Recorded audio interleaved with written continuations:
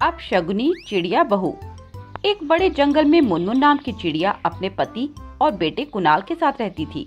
कुणाल अब जवान हो गया था, इसीलिए मुनमुन ने उसकी शादी अपने दोस्त की बेटी टूनी से करवा दी। टूनी बहुत ही सुंदर और सुशील थी।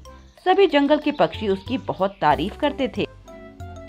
अरे मुनमुन, बहू तो तू बड़ी सुंदर और गुणवान लाई है। सच में ऐसी बहू बड़े नसीब वालों को मिलती है। अरे हाँ गौरी कौवन, बहू तो मेरी लाखों में एक है। लालटेन लेकर भी ढूंढती तो ऐसी बहू ना मिलती। तो फिर कैसे मिल गई? अरे ये मेरी सहेली चंपा कबूतरी की बेटी है। अब हुआ जरा ये कि चंपा की एक कार एक्सीडेंट में मौत हो गई और उसने मुझसे अपने आखिरी समय में अपनी बेटी का ख्याल रखने को बोल दिया। अब जब लड़की को ख्याल रखना ही था तो सोचा क्यों ना बहू बनाकर घर ही ले आऊं। अरे ये तो तूने बहुत अच्छा किया मुनमुन। ऐसे ही कुछ दिन बीत जाते हैं, पर फिर पता नहीं अचानक से घर में कैसे अपशगुन से होने शुरू हो गए। एक दिन तो मुनमुन के पति की दुकान में आग लग गई। वो तो भला हो वहाँ पर काम करने वाले तोते का, जो उसने समय पर फायर ब्रिगेड बुलाकर आग बुझवा दी।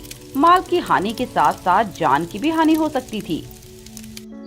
अरे पता नहीं ये क्या हुए जा रहा है हमारे साथ।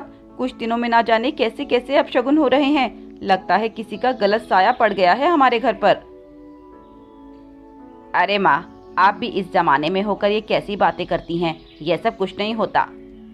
तू मान या ना मान बेटा, पर मुझे लगता है इस घर में कुछ ना कुछ तो गलत हो रहा है। एक दिन मुनमुन मंदिर में बैठकर पूजा कर रही थी कि उसने टूनी को घी लाने को कहा और टूनी ने उसे घी ला कर दिया। फिर ना जाने क्या हुआ कि मंदिर में अचानक से बहुत बड़ी आग लग गई। हे भगवान, ये सब क्या हो रहा है?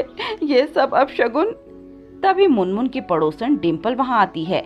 अरे मुनमुन, ये आजकल तेरे साथ क्या हो रहा है? जब से तेरी ये बहू आई है ना, तब से एक अच्छी खबर सुनने को नहीं मिली। उल्टा ये अपशगुन हो रहे हैं। डिम्पल, तुम ये क्या कह रही हो? टूनी, देख मुनमुन, तू मान या ना मान, मुझे लगता है कि तेरी ये बहू अपशगुनी है।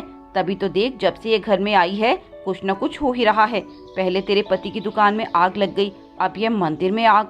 मुनमुन संभल जा, अभी भी समय है। कहीं ऐसा ना हो कि समय निकल जाए और कोई बड़ा अनर्थ हो जाए। देख, मेरा काम था तुझे बताने का, बाकी तेरी मर्जी। डिम्पल के जाने के बाद मुनमुन के मन में टूनी के प्रति ये भावना आ जाती है कि टूनी अपशगुनी है और वह उससे अच्छे से बात नहीं करती और उसके साथ सौतेला व्यवहार करने लगती है। एक दिन मुनमुन के घर उसके भाई बहन आए तो मुनमुन ने टूनी से कह दिया, देख तू आज कमरे से बाहर मत निकलना, पता नहीं फिर कौन सा अपशगुन हो जाए। जब से आई है तब से घर में एक पल की शांति नहीं है। पता नहीं कहां से मेरे गले पड़ गई। माँ जी, आप ऐसा ना कहिए। आपकी ये बातें मुझे सीधे दिल पर लगती हैं। मैं आपको अपनी माँ मानती हूँ। ना बाबा, मुझे ना तू अपनी माँ बना। पता नहीं जैसे अपनी माँ को स्वर्गलोक पहुँचा दिया, कहीं मुझे भी ना पहुँचा दे।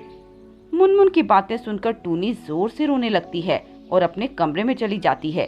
तभी उसका पति कुणाल आता है। क्या हुआ टूनी, तुम रो क्यों रही हो? सुनो जी, क्या आपको भी लगता है मैं अपशगुनी हूँ और ये जो कुछ भी हो रहा है मेरी वजह से हो रहा है? नहीं टूनी, पहले तुम रोना बंद करो। और दूसरी बात, मैं ये नहीं मानता और माँ भी ना जाने कब से ये मानने लगी। पर तुम चिंता मत करो, एक दिन उन्हें अपनी गलती का एहसास होगा और वह तुमसे सही से बात करेंगी। बस उसी दिन का इंतजार है कुणाल मुझे।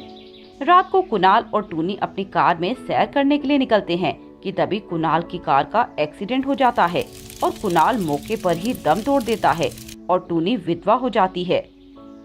आखिर तेरा अपशगुन मेरे बेटे को ले डूबा। हे भगवान, उठाना ही था तो मुझे उठा लेता। तूने क्यों मेरे बच्चे को उठा लिया? अरे मुनमुन, तू अपनी बहू पर ये इल्जाम क्यों लगा रही है कि ये सब उसके कारण हुआ? ये तो सही बात नहीं हुई मुनमुन। आज भी पढ़ी लिखी होकर तुम ऐसी बातें कर रही हो। जब तुम पर गुजरेगी तब तुम्हें पता लगेगा। दूसरों को कहना बहुत आसान होता है। तुम्हारी बहू तो बहुत भाग्यवान है ना, इसीलिए तुम सब बातें कर रही हो। रहने दो, तुम्हें समझाने का कोई फायदा नहीं है। तुम्हारे तो सर पर ये भूत सवार हो गया है। ऐसे ही कुछ दिन बीत जाते हैं। एक दिन मुनमुन के घर में कुछ चोर घुस आते हैं और मुनमुन को पकड़ लेते हैं। ए बुढ़िया, चुपचाप घर में जो भी पैसे हैं लाकर दे दे, वरना अच्छा नहीं होगा। तभी टूनी उनकी ये बातें सुन लेती है और अपनी सूझबूझ से सभी पड़ोसी पक्षियों को इकट्ठा कर चोरों को घर से भगा देती है। इसके बाद मुनमुन का टूनी के प्रति व्यवहार थोड़ा सही हो जाता है। एक दिन टूनी को उल्टी होने लगती है। तभी मुनमुन डॉक्टर साहब को बुला कर लाती है। मुबारक हो मुनमुन जी, आप दादी बनने वाली हैं। अब आप अपनी बहू को अच्छे से ख्याल रखिए और इनको कोई काम नहीं करने देना, ना ही कोई टेंशन देना। इसके बाद से मुनमुन टूनी का बहुत ख्याल रखती और एक दिन एक बाबा उनके घर आते हैं। टूनी को देखकर वे कहते हैं, बेटी तेरे ऊपर तो शनि की 7.5 चल रही है, तेरे साथ तो कुछ भी अच्छा नहीं होगा। हाँ बाबा जी, आप सही कह रहे हैं, मेरे साथ कुछ समय से बिल्कुल भी अच्छा नहीं हो रहा। हाँ बच्ची, मैं समझ गया, पर अभी भी देर नहीं हुई। तू एक बच्चे को जन्म देने वाली है, जिससे तेरा सारा अपशगुन खत्म हो जाएगा। तू हर मंगलवार हनुमान जी की पूजा कर, देखना कैसे तेरे सोए हुए भाग खुल जाएंगे और तू हमेशा खुश रहेगी। इसके बाद से टूनी चिड़िया हर मंगलवार को हनुमान जी की पूजा करने लगी और कुछ ही दिनों बाद टूनी ने एक बेटे को जन्म दिया जो हूबहू कुणाल जैसा लगता था। लगता है भगवान ने मेरा बेटा मुझे वापस कर दिया। टूनी, मैं तुझे बता नहीं सकती कि तूने मुझे कितनी बड़ी खुशी दी है।